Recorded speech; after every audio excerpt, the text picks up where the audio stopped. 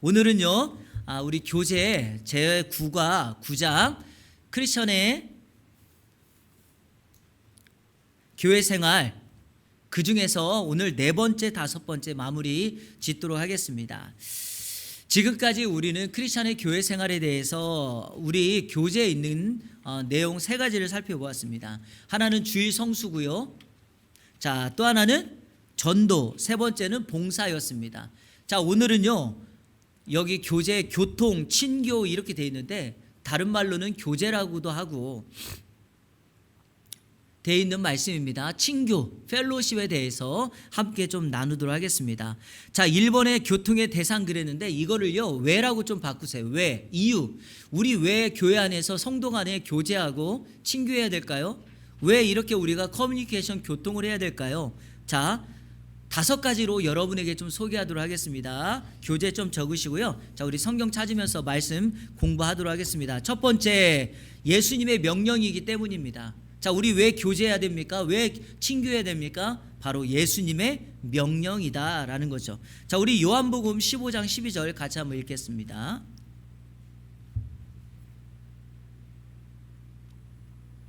요한복음 15장 12절, 신약성경 174쪽에 있는 요한복음 15장 12절 같이 한번 읽어볼까요? 시작. 내 계명은 곧 내가 너희를 사랑한 것 같이 너희도 서로 뭐하라? 사랑하라. 근데 여러분, 사랑은요, 서로 사랑이 가장 바람직한 사랑입니다. 짝사랑은 안 되겠죠. 그러나 여러분, 교제를 해야 되는 귀한 이유가 바로 서로 사랑하라는 주님의 명령을 이루기 위함이죠. 그래서 대그룹의 예배도 중요하지만 소그룹에 모여서 성도 간의 교제를 이루는 것은 가장 정확한 사랑의 현장이 바로 소그룹입니다. 그래서 우리가 이 교제, 친교를 통해서 우리는 예수님의 사랑을 실천한다. 그게 바로 주님의 명령이다라는 것입니다. 자, 두 번째, 주님께서 친교의 삶을 기뻐하세요. 두 번째, 우리 왜 친교하고 교제해야 합니까? 주님께서 친교의 삶을 기뻐하십니다. 자, 우리 마태복음 18장 19절 20절 같이 보겠습니다. 자, 마태복음 18장 19절 20절, 신약성경 30쪽에 있는 마태복음 18장 19절 20절입니다.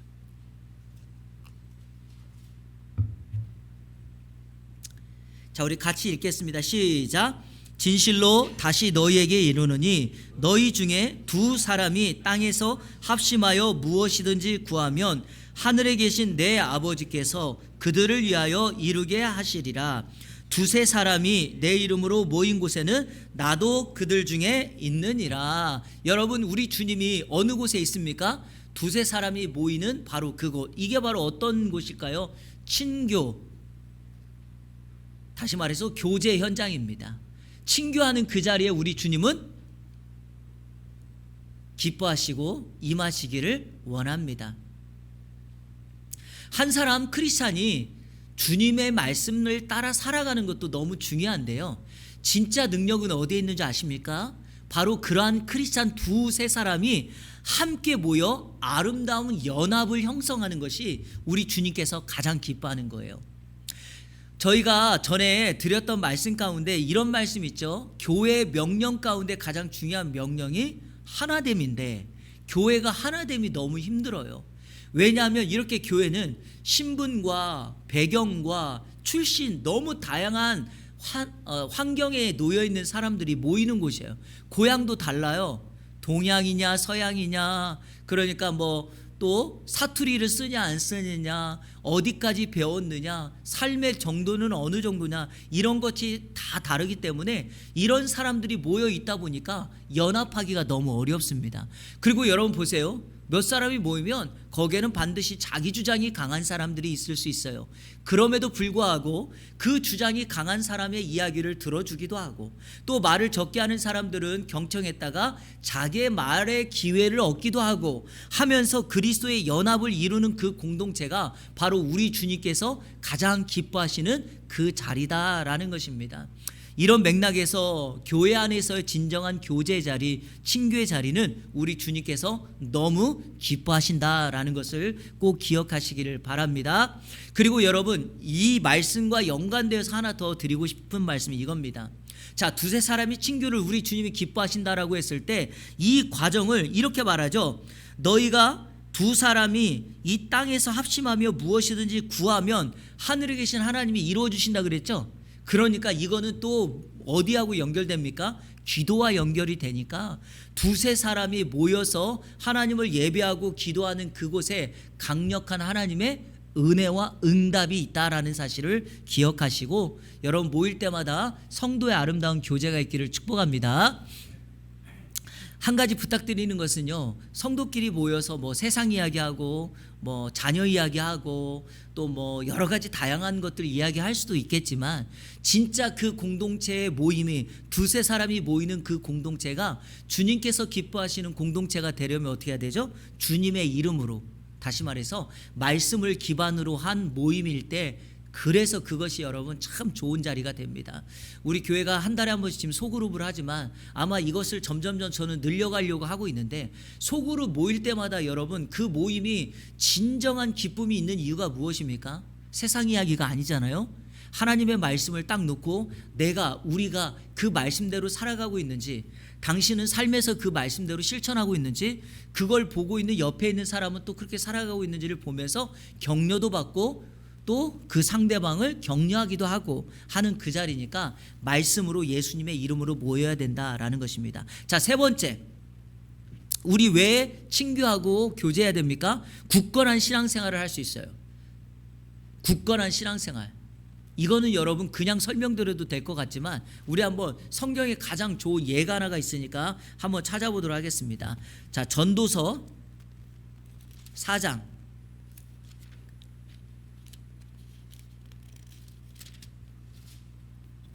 구약성경 952쪽, 전도서 4장 11절 12절, 전도서 4장 11절 12절, 구약 952쪽 찾으셨나요? 같이 한번 읽겠습니다. 시작. 또 두 사람이 함께 누우면 따뜻하거니와 한 사람이면 어찌 따뜻하랴. 한 사람이면 패하겠거니와 두 사람이 맞설 수 있나니 세 겹줄은 쉽게 끊어지지 아니하느니라. 아멘. 이겁니다, 여러분. 성도가 견고한 신앙생활을 할 수 있는 건 뭐냐? 성도의 연합입니다. 그러니까 친교와 교제를 통하여 함께 신앙생활하고 있는 성도들 두세 사람이, 아니 소그룹이 모여서 서로를 격려할 수만 있다면 바로 그 안에서 강력한 역사가 일어나게 된다라는 것입니다. 미국에 한 25년 전에 이런 사건이 한번 있었죠. 한 산모가 미국에서 아이를 낳았는데 쌍둥이, 여자 쌍둥이를 낳았습니다. 쌍둥이다 보니까 너무 일찍 나와서 아이들을, 그러니까 신생아를 인큐베이터에다가 넣어놓게 되었습니다. 그런데 각자의 인큐베이터에 넣어놨는데 이 쌍둥이 중에 동생 쌍둥이가 몸이 안 좋아지기 시작하면서 점점점 호흡도 약해지고 생명을 잃을 위기에 처했습니다. 그때 이 병원의 산부인과에 오래된 이 간호사가 이런 제안을 합니다. 의사에게. 그럴 바에는 이 쌍둥이들이 원래부터 엄마 뱃속에 함께 있었으니까 이 죽어가는 동생 쌍둥이를 언니 인큐베이터에 함께 넣는 것이 어떻겠냐라는 제안을 했어요. 의사가 그 이야기를 듣고 나쁘지는 않을 것 같다. 그래서 언니가 있는 곳에 함께 넣었어요. 여러분, 시간이 지나면서 어떤 일이 벌어진지 아십니까? 이 언니 쌍둥이 신생아가 손을 동생 쌍둥이 위에다가 이렇게 올리고 있는 사진이 찍혔는데, 그러다가 서로 간의 연합을 통하여 이 동생의 호흡이 돌아오기 시작하고 안정감을 갖게 된 거예요. 그리고 살았어요. 그리고 이 쌍둥이가 25년이 지난 다음에 장성한 모습을 사진 찍어서 이렇게 나와 있는 이 글도 있고 이야기도 있는데요.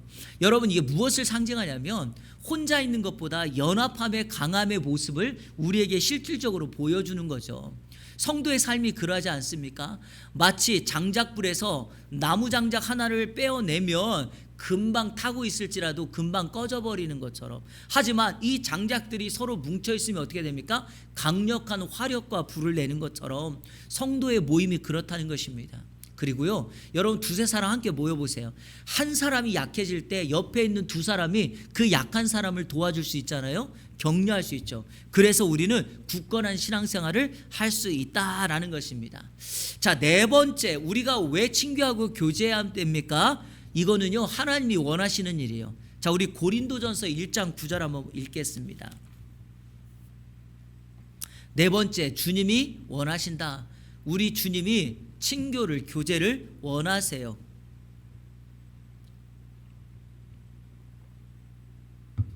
자, 고린도전서 1장 9절 신약 263쪽 같이 한번 읽어볼까요? 자, 시작. 너희를 불러 그의 아들 예수 그리스도 우리 주와 더불어 교제하게 하시는 하나님은 미쁘시다. 자, 예수 그리스도 우리 주와 더불어 교제하게 하시는 하나님이 미쁘시대요. 하나님은 어떤 분이에요? 우리와 예수 그리스도를 통하여 교제하기를 원하시는 분이에요. 하나님이 우리와 뭐 하기를 원하세요? 교제하기를 원하세요. 여러분들 신앙생활 정말 잘하시려면 주님과의 만남의 시간, 교제의 시간, 친밀함이 필요합니다. 실질적으로 우리 삶 속에 한번 여러분 적용해 보세요. 여러분 좋아하는 사람 계속 만나고 싶죠? 함께 있고 싶죠? 싫어하는 사람은요, 만나도 빨리 헤어지고 싶잖아요. 이게 바로 친밀함이라고 하는 거예요.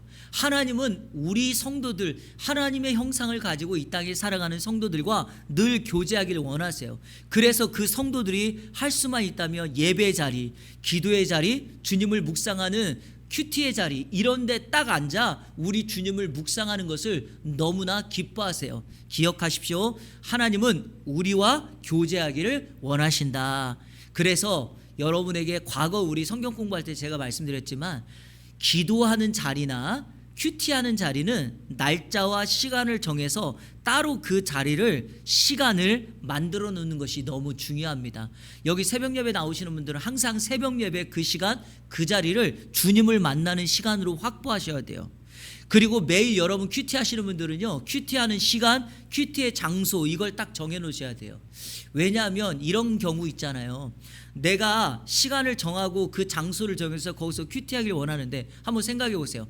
장소가, 시간이 막 바뀌어요. 오늘은 아침, 내일은 점심, 모레는 저녁, 이렇게 내가 하고 싶을 때 하면 우리 주님도 헷갈려요. 그래서 우리가 시간과 장소를 정한다는 게 왜 이렇게 중요하냐, 이런 내용이 있어요.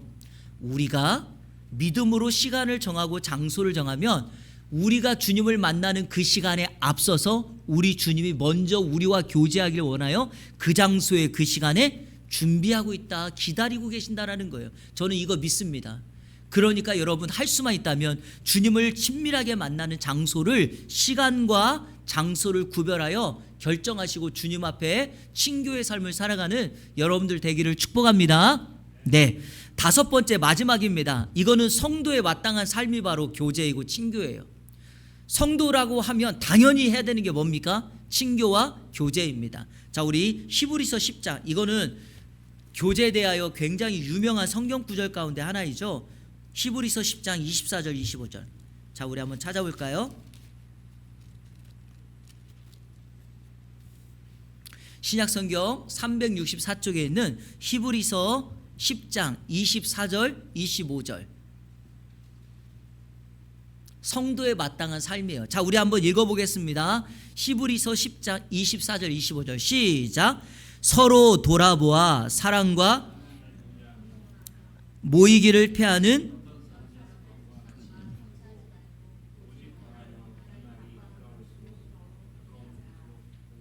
아멘. 여러분, 시대가 악할수록, 종말의 때가 다가올수록 사람들이 모이기를 힘들어하고 모이지 않습니다.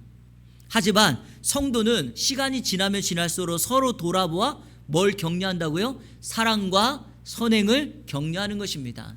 아, 집사님 이번 주간 그런 일 정말 잘하셨어요. 이렇게 사랑과 선행을 격려하는 거예요.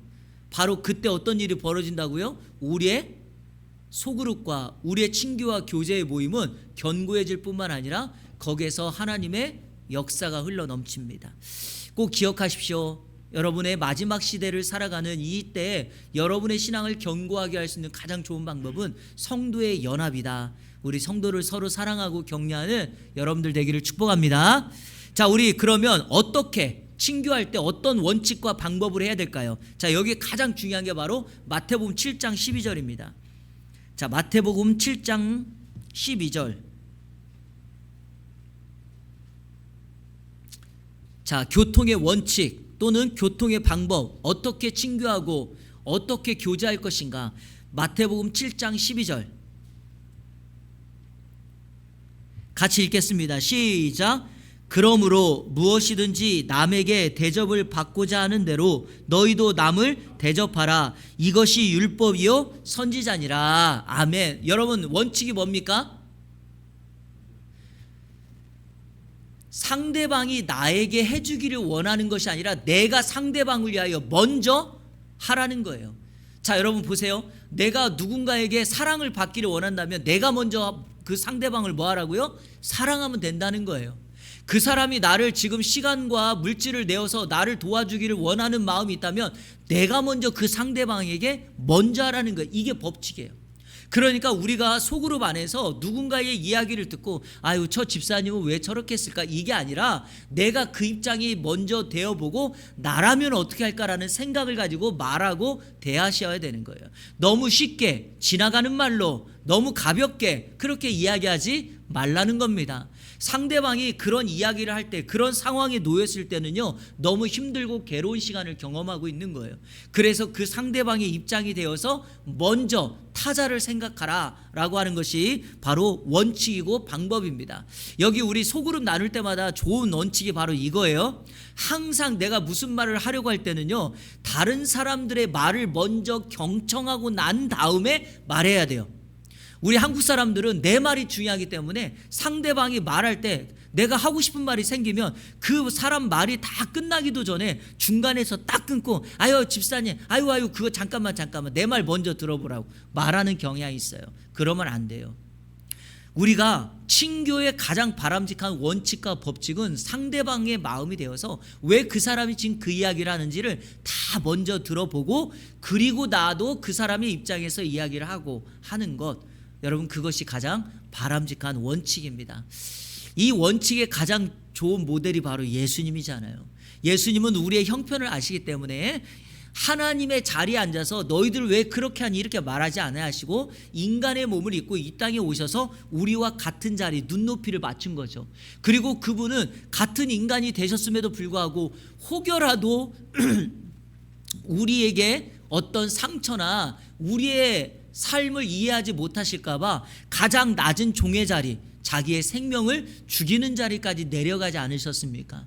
바로 그것이 우리가 따라야 될 성도의 가장 바람직한 모본이다. 성도라 함은 바로 상대방을 먼저 생각하고 예수님처럼 낮아지는, 그것이 우리의 친교와 교제를 아름답게 만드는 가장 바람직한 자세이다라고 하는 거예요.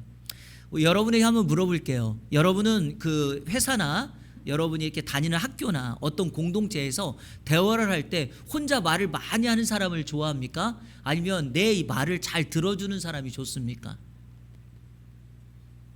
후자잖아요. 그렇죠.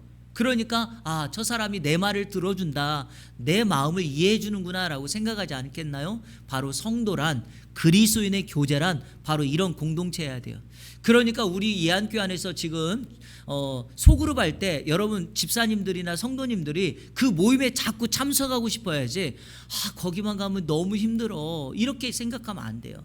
그래서 여러분 여기 계신 모든 분들은 상대방의 입장을 항상 먼저 생각하고 들어주시고 격려해 주시고 축복해 주시는 공동체가 되면 우리가 교회 안에 크리스찬의 교회 생활에 아름다운 친교 교제의 삶이 아름답게 이루어질 줄로 믿습니다.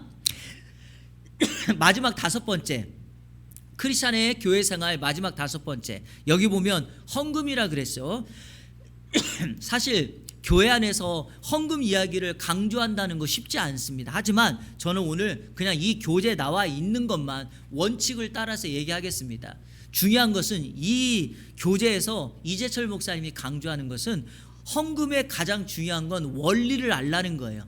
이걸 딱 이야기를 들으시면 여러분 우리가 헌금을 이만큼 해야 된다 이런 얘기 안 합니다. 헌금의 원리가 뭐냐를 정확하게 여러분들이 아셔야 합니다. 자, 먼저 헌금의 의미 1번 역대상 29장 한번 찾아보세요. 여기서 우리는 헌금의 가장 중요한 원리를 찾을 수가 있습니다. 역대상 29장.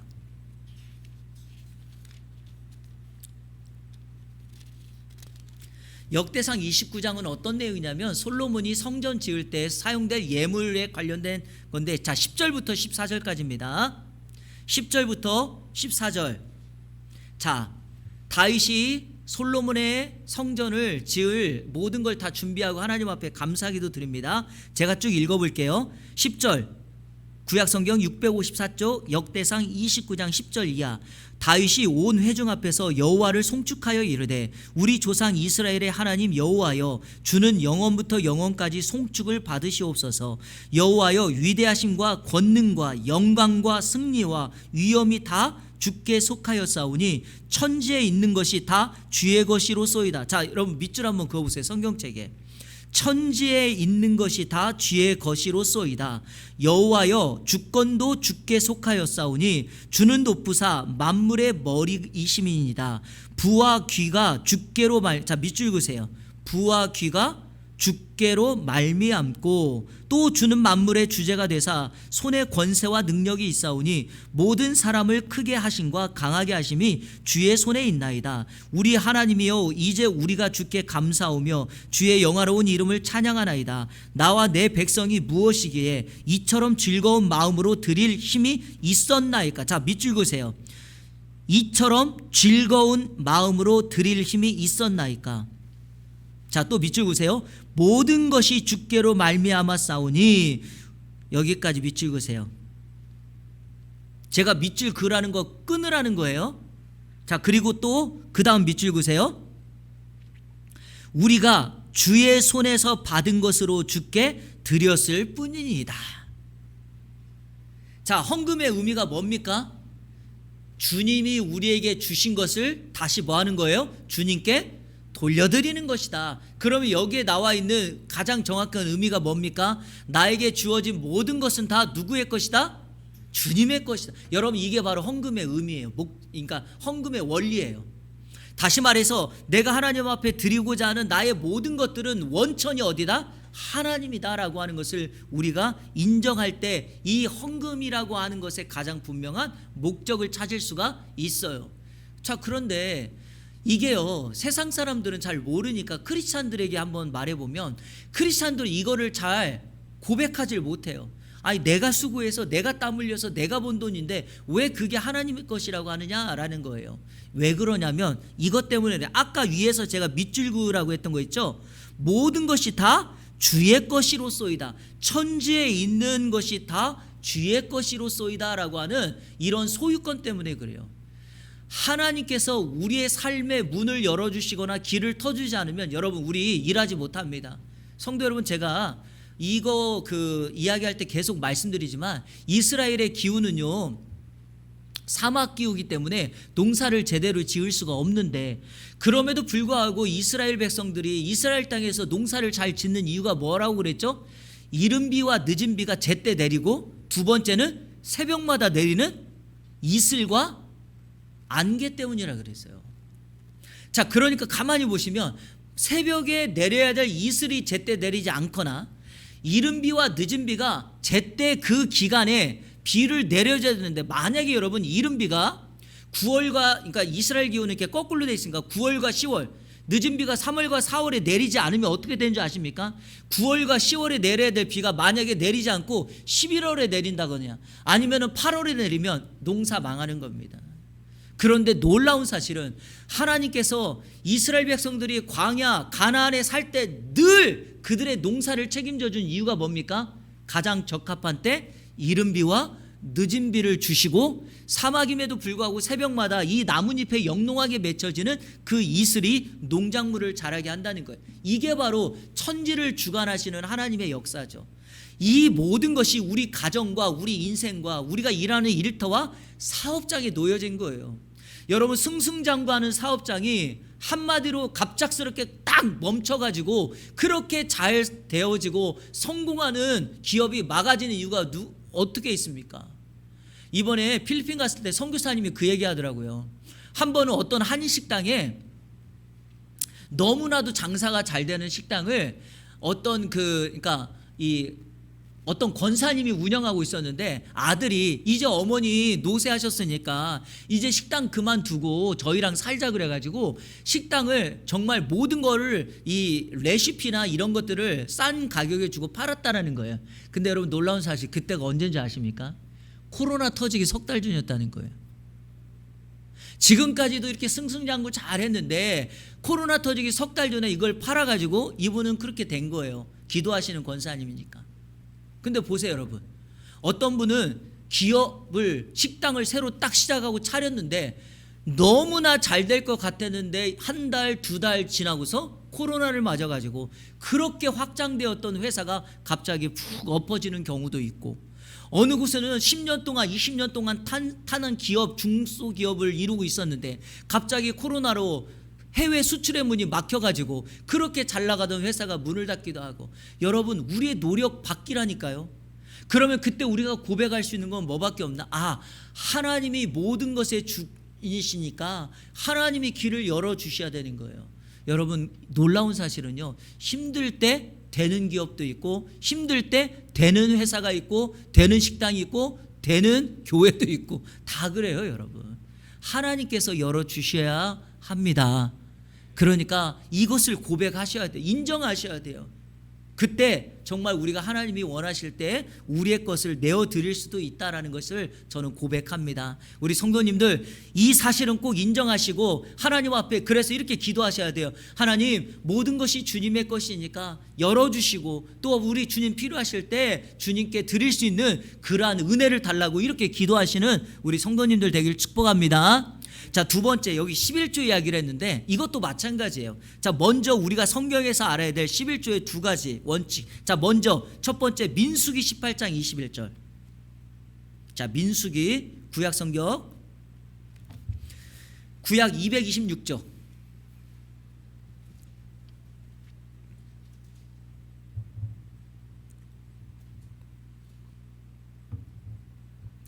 자, 민수기 18장 21절 읽겠습니다. 시작.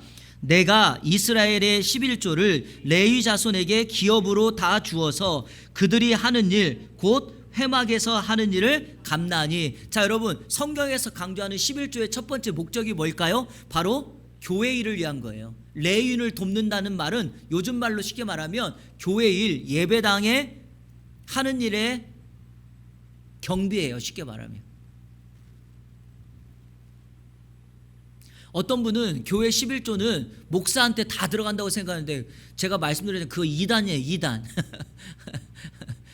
그렇지 않아요. 여러분, 교회 전반적인 그러한 모든 경비를 그렇게 쓰게 돼 있는 거예요. 자, 두 번째, 이게 중요해요 사실은. 자, 신명기 14장. 자, 뒤로 넘겨보세요. 신명기 14장 22절부터 29절까지 이렇게 되어 있는데, 자, 여기 보면 이게 11조 규례예요. 근데 자, 제가 읽어볼게요. 너는 마땅히 매년 토지소산의 11조를 드릴까? 자, 뭐의 11조를 드리래요? 토지소산의 11조를 드리래요. 내 하나님 여호와 앞 곧 여호와께서 그의 이름을 두시려고 택하신 곳에서 내 곡식과 포도주와 기름의 11조를 먹으며 또 내 소와 양의 처음 난 것을 먹고 내 하나님 여호와 경외하기를 항상 배울 것이니라. 그러나 내 하나님 여호와께서 자기의 이름을 두시려고 택하신 곳이 내게서 너무 멀고 행로가 어려워서 내 하나님 여호와께서 그 풍부히 주신 것을 가지고 갈 수 없거든 그것을 돈으로 받고 그 돈을 싸가지고 내 하나님 여호와께서 택하신 곳으로 가서 내 마음에 원하는 모든 것을 그 돈으로 사되 소나 양이나 포도주나 독주 등 내 마음에 원하는 모든 것을 구하고 거기 내 하나님 여호와 앞에서 너와 내 권속이 함께 먹고 즐거울 것이며. 자, 밑줄 그으세요. 26절에 거기 내 하나님 여호와 앞에서 너와 내 권속이 함께 먹고 즐거워할 것이며.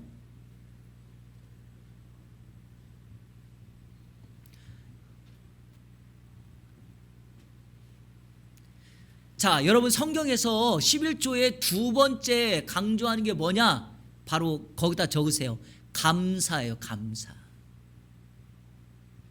우리가 하나님 앞에 11조를 해야 되는 게 뭐예요? 모든 것이 다 하나님의 것인데 그 중에서 하나님께서 10의 1을 구분하여 주님 앞에 드리면 그것으로 모든 사람들이 나누어 먹고 이웃과 함께 즐거워한다는 거잖아요.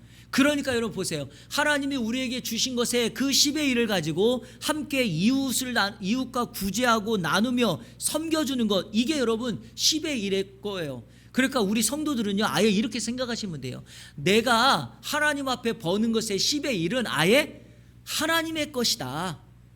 여러분 이것도 감사잖아요. 모든 것이 하나님의 것인데 하나님이 우리에게 10의 9를 내라고 하고 10의 1만 너가 써라 그러면 여러분 얼마나 힘들었겠어요. 근데 하나님은 그게 아니라 모든 것이 다 내 것인데 너도 살아야 되니 10의 1을 구분해서 하나님 앞에 감사의 고백으로 드리면 그거 가지고 어떻게 하겠다는 거예요? 이웃과 사회 섬김과 구제를 위해서 쓰겠다라는 거죠. 맞죠 여러분 제 말이? 그거예요. 자, 그러면 한 가지 예를 들어봅니다. 이제 성경에서 11조를 가장 먼저 소개하고 있는 게 제가 아브람 설교할 때 여러분에게 드렸던 말씀 혹시 기억나시나요?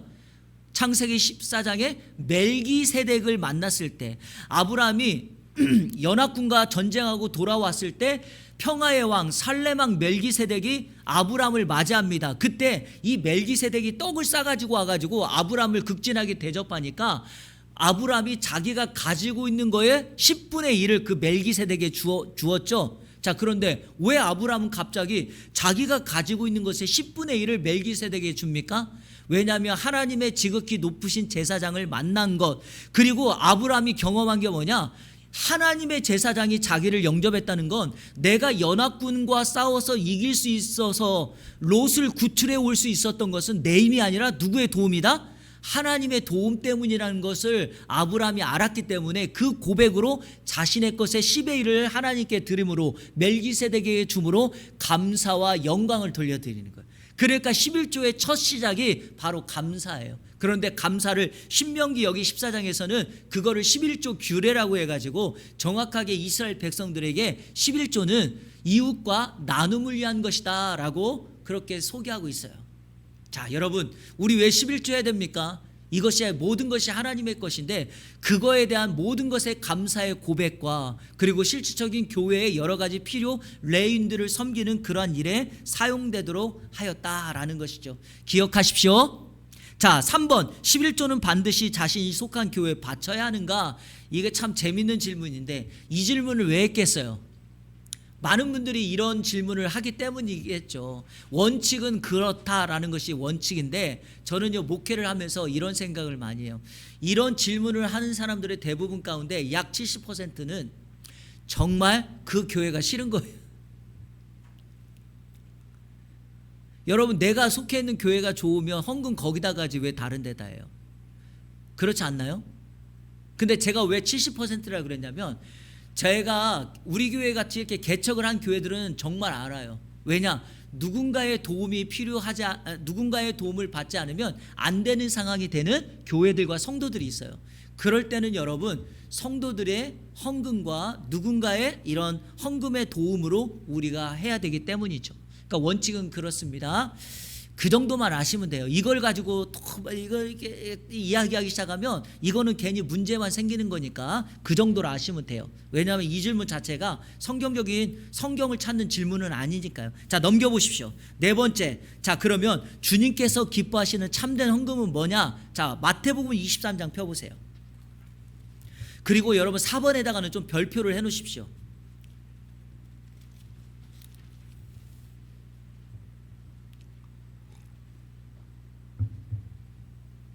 왜냐하면 실질적으로 우리의 헌금의 실생활 속에서 우리가 적용해야 될 것은 이거예요.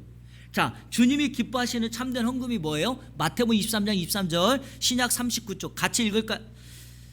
신약 성경 40쪽 같이 읽겠습니다. 시작. 화 있을진저 외식하는 서기관들과 바리새인들이여, 너희가 박하와 회향과 근체의 11조는 들이되 율법에 더 중한 바 정의와 긍휼과 믿음은 버렸도다. 그러나 이것도 행하고 저것도 버리지 말아야 할지니라. 아멘. 여러분 무슨 말이에요? 근체, 박하 이런 게 뭐예요? 여러분 식물의 그 작은 것, 심지어는요 밥 한번 뜨려고 하면 그 밥 뜨는 거에 10의 1을 구분한 이 정도까지 하면서도 정작 그 가장 중요한 핵심이 뭡니까? 의, 사랑을 베푸는 것, 믿음, 정의를 실천하고 하나님에 대한 믿음, 이것을 행하는 일은 하지 않고 있어요. 무슨 말이냐? 여러분 11조의 헌금 아니면 모든 헌금의 정의는 뭐냐? 그 헌금을 내는 것 자체가 중요한 것이 아니라 그 헌금에 나의 신앙을 담는 거예요. 이게 헌금의 목적이에요. 하나님이 가장 기뻐하시는 헌금이 바로 뭐냐? 바로 나의 삶을 담는 것이 헌금이에요. 그래서 우리 성도님들 기억나실지 모르겠지만 이렇게 헌금 봉헌하고 난 다음에 제가 헌금 여기 이렇게 한 바구니 여기다 항상 올려놓고 손을 얹고 주일마다 기도할 때마다 제가 늘 하는 거 혹시 기억나시나요? 우리 성도들이 물질만 드린 것이 아니라 땀과 기도와 삶의 모든 것을 드렸다고 제가 이렇게 하죠. 바로 헌금에는 여러분, 여러분의 삶이 담겨져 있는 거예요. 그러니까 여러분의 헌금이 진짜가 되려면 어떻게 해야 됩니까? 드린 헌금과 함께 여러분의 믿음의 열매가 바르게 맺혀져야 돼요. 생활은 마음대로 하는데 이렇게 헌금만 드린다? 옛날에 투캅스라는 영화에서 보신 분들이 있을지 모르겠지만 안성기라고 하는 그 영화 배우가 그 극 중에 그 경찰 반장인데 평일날은 매일 이렇게 어딥니까 이렇게 유흥업소 이런 데 가가지고 돈을 막 뜯어내면서 주일날만 되면 교회 가서 헌금해요. 그러면서 하나님 회개합니다 이러고 해요. 그리고 또 월요일부터 토요일까지는 자기 또 마음대로 살아요. 여러분 이 헌금을 하나님 받으시겠어요? 아니죠. 많던 적던 거기에 내 신앙과 내 삶을 달아서. 그래서 우리 성도님들께 제가 부탁드리고 싶은 건 이거예요. 어릴 때부터 우리 자녀들의 헌금 훈련을 시켜야 되는 거예요. 작은 액수라 할지라도 여러분 그때 헌금 훈련을 시키지 않으면 여러분 보세요. 액수가 커지거나 나중에 정말 삶에 어려운 일이 있으면 그때는 못해요 여러분. 하지만 우리가 어릴 때부터 하나님 앞에 이 헌금은 단지 내가 물질로 드리는 것이 아니라 나의 신앙 고백과 마음을 담아 드리는 것이다 라고 하는 믿음의 고백이 있으면 여러분 갈등하지 않습니다. 고민하지 않습니다. 왜? 모든 것이 천지에 있는 모든 것이 하나님의 것인데 내 것이란 자기 권리를 주장할 수 있겠습니까? 없죠. 그래서 중요한 것은 이 삶의 헌금에 반드시 여러분의 뭘 담아라? 신앙과 삶과 고백을 담아 하나님 앞에 헌금하는 여러분들 되기를 축복합니다. 마지막 결론, 균형 잡힌 교회 생활을 이제 말하고 오늘 강의를 마치겠습니다. 여러분 결국에 균형 잡힌 신앙생활이라고 하는 건, 교회 생활이라고 하는 것은요, 여러분 자 저를 한번 보세요. 이렇게 정삼각형을 이루는 것이어야 돼요. 정삼각형. 무슨 말이냐? 예배만 너무 강조해가지고 너무 꼭지점이 한쪽으로 치우쳐졌다? 그러면 여러분 다른 쪽에 있는 뭐 예를 들어서 말씀과 봉사는 어떻게 되겠습니까? 작아지겠죠? 그러니까 신앙의 균형 잡힌 신앙생활이라고 하는 거는 항상 제가 말하는 레일의 기차의 두 레일과 같아요. 말씀과 기도, 전도와 봉사, 이게 항상 균형을 잡아 같이 가야 됩니다. 삼각형으로 말한다면 꼭지점의 각도가 정확해야 돼요. 다 같아야 돼요. 정삼각형으로. 그래야지만 내 신앙이 아름답고 견고하게 되는 거예요. 예배, 말씀, 봉사, 기도, 모든 것이 균형을 이루는 삶, 이것이 바로 흔들리지 않는 거죠.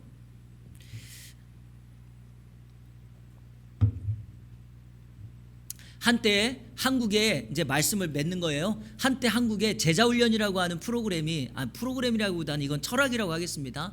옥하는 목사님을 중심으로 한 제자훈련이 너무나 강력해진 성도들을 훈련하고 세우는 거였어요. 저는 이 훈련 너무 좋다라고 생각해요. 하지만 여러분 제자훈련이 100% 완벽한 건 아니에요. 문제가 뭐냐? 제자훈련에 하다가 보니까 약점이 생기기 시작한 거예요. 혹시 여러분 제자훈련의 가장 큰 약점이 뭔지 아십니까? 우리 박 집사님 제자훈련 그거 받으셨나요? 사랑의 교회 거? 전에 있던 교회에서? 제자반, 사역반 이런 게 있는데 문제가 뭐냐면 제자 훈련을 너무 강하게 하는 교회가 약점이 뭐냐, 영성 훈련이 약해요. 그러니까 말씀 묵상과 성경 공부는 잘하는데 기도하고 전도하고 성령 사역하는 게 약해. 성령 사역이라는 건 다른 게 아니라 기도하는 일에 열심이 없어요. 그러니까 항상 이렇게 기울어지게 되는 거예요, 신앙생활이. 근데 또 약간 오순절 계통의 복음 신앙생활을 하는 사람들은 너무 또 기도도 열심히 하고 방언도 하고 뜨거워요. 전도도 열심히 해요. 근데 성경이 너무 약해요. 그러니까 완전 이분들은 덮어놓고 믿어, 그냥 성경을. 이런 형태들이 벌어져요. 여러분, 그렇지 않습니다. 제가 늘 말씀드려요. 신앙생활은 균형이에요. 내가 예배했다, 말씀 공부했다, 그러면 어떻게 해야 됩니까? 기도해야 돼요. 전도해야 돼요. 나가서 봉사도 해야 돼요. 성도들과 함께 교제하면서 우리가 함께 무엇을 해야 되는가를 강조하는 거죠. 그래서 저는 오늘 건강한 교회 생활, 크리스찬의 교회 생활의 건강함을 이렇게 말하고 싶어요. 여러분, 제가 우리 성도들에게 늘 강조하는 두 가지, 이걸 실천하면 돼요. 하나는 모이는 교회, 따라해보세요. 모이는 교회. 두 번째는 흩어지는 교회. 이번에는 제가 안 썼지만 지난 그 현수막 밑에다가 썼죠. 모이는 교회, 흩어지는 교회를 썼죠. 이번에는 저희가 이 세 개 교회 연구표를 제가 썼죠. 하나님 사랑, 이웃 사랑, 세상 섬김 같은 맥락이에요. 하나님 사랑, 이웃 사랑, 세상 섬김은 어떻게 돼요? 여러분, 모이는 교회, 여러분들이 모여야 돼요. 그럼 모여서 뭐 할 거예요? 예배 드리고 은혜 받고, 한마디로 말해서 신앙의 영적 무장을 하는 거예요. 그러면 그것으로 끝나는 게 아니라니까요. 진정한 교회는 뭐예요? 다시 세상으로 파송받는 거예요. 그러니까 우리가 가정으로, 직장으로 가서 뭐 해야 돼요? 흩어지는 교회로서 뭐 합니까? 이렇게 우리로 말미암아 그들에게 축복을 나누고 축복의 통로가 되고 받은 은혜를 세상에 흘려보내는 이 삶을 건강하게 균형 잡아 이루는 것이 바로 우리가 해야 될 신앙생활이다. 그러면 저는 여러분, 건강한 신앙생활, 교회생활 할 수 있게 될 거라고 저는 믿습니다. 모이는 교회, 흩어지는 교회 우리 실천하시고, 우리 이안교회, 예루살렘교회 영성과 안디옥교회 영성을 가지고 모여서 성령에 충만한 예루살렘 교회 같은 능력의 공동체가 되고, 흩어져서는 선교적 교회로서 안디옥 교회처럼 받은 은혜를 복음을 전하는, 파송하는 그런 교회로서의 역할을 감당하는 우리 모두가 되기를 축복합니다. 다음 주에는요, 우리 야유회 때문에 오예배 없지만 마지막 한가 남았는데 이게 참 중요해요. 크리스찬의 가정생활에 대해서 한번 교재에 나와 있는 것만 좀 함께 살피며 우리 성경에서 말하는 가정, 남편, 아내의 역할들을 좀 잠깐 살펴보도록 하겠습니다. 주기도문으로 마치겠습니다.